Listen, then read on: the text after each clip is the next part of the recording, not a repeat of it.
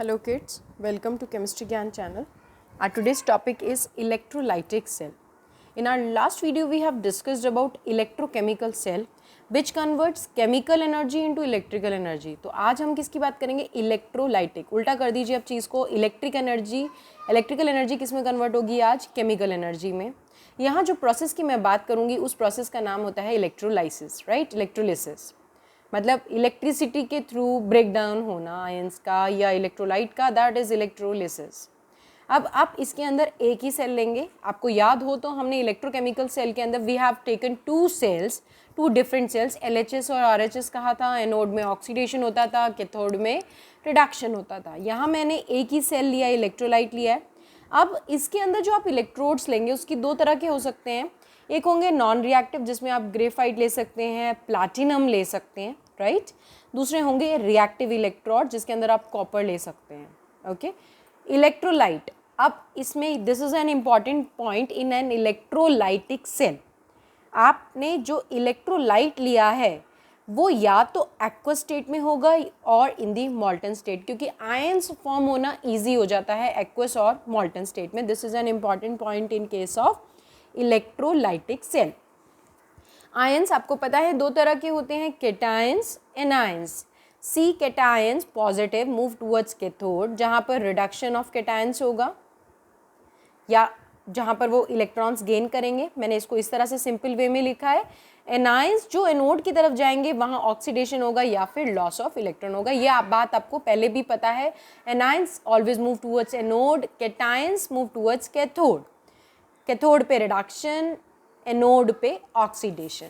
Now the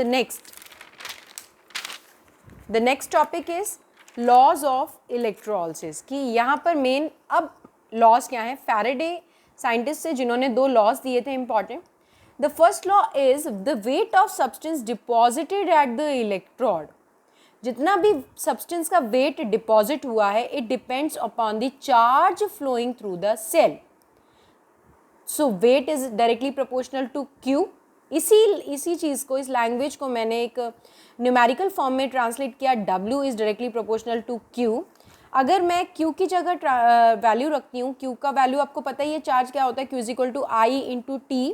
और proportionality का sign हटकर एक कांस्टेंट आया, दैट इज Z. Z को मैं कह सकती हूँ इलेक्ट्रोकेमिकल इक्विवेलेंट.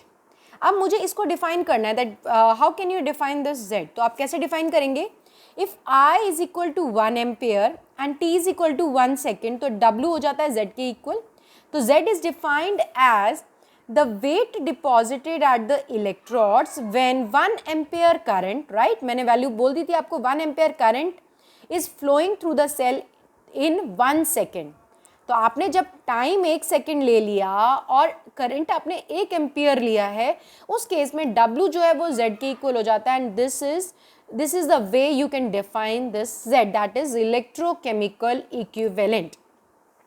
अब आगे हम Z की वैल्यू निकालेंगे. कैसे हम लिख सकते हैं?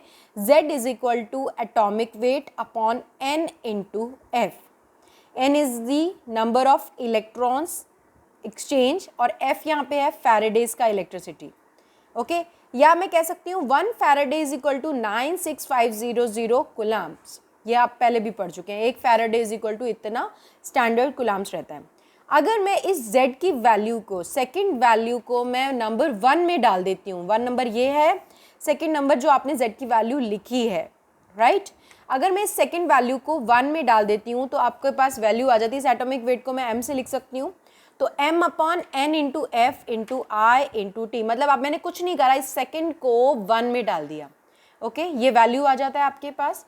सो this is the first law. जितना सब्सटेंस का वेट डिपॉजिट होगा इलेक्ट्रोड पे, that is directly proportional to the charge flowing through the cell. अब इस पे बेस्ड आपके न्यूमेरिकल्स आएंगे. इवन हम लोग एक न्यूमेरिकल करेंगे भी सही इस पे बेस्ड.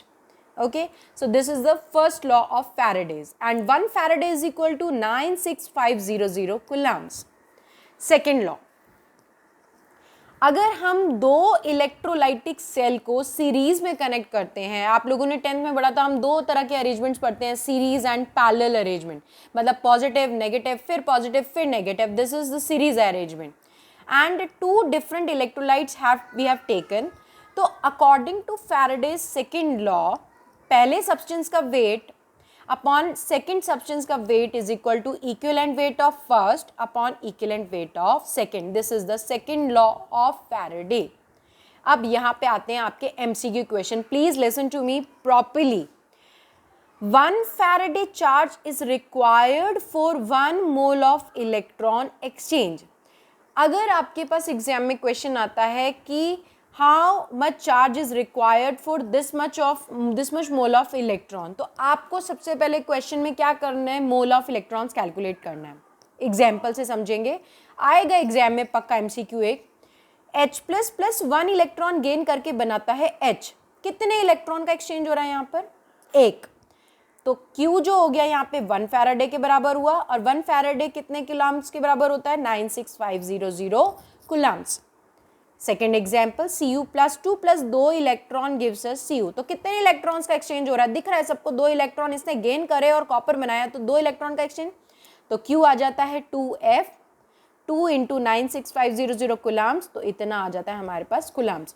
अब एग्जाम में क्वेश्चन पूछेगा, अगर वो फैराडे में पूछता है तो आप लिखेंगे 2F, और अगर वो कूलम्ब से पूछता है तो आप उसको मल्टीप्लाई कर देंगे 96500 कूलम्ब से. सो this is an important point in second law. ये आपके एग्जाम में क्वेश्चन आ सकता है इस पे. एक मैंने न्यूमेरिकल डाला है, solution of copper sulphate is electrolysed for 10 minutes. Time दे रखा है विद अ करंट ऑफ इतना ampere. Calculate the mass of copper deposited at the cathode. वही सेम फॉर्मूला लगाया है, आपको सबको आता है फॉर्मूला, अभी मैंने बताया था फर्स्ट लॉ के according. And you have to calculate the value of W through this formula. W is equal to ZIT. Z की वैल्यू रख दी, IT सब कुछ दे रखा है. मिनट्स को आपको मैंने क्या कर दिया, मिनट्स को सेकेंड्स में चेंज कर दिया. Okay, thank you.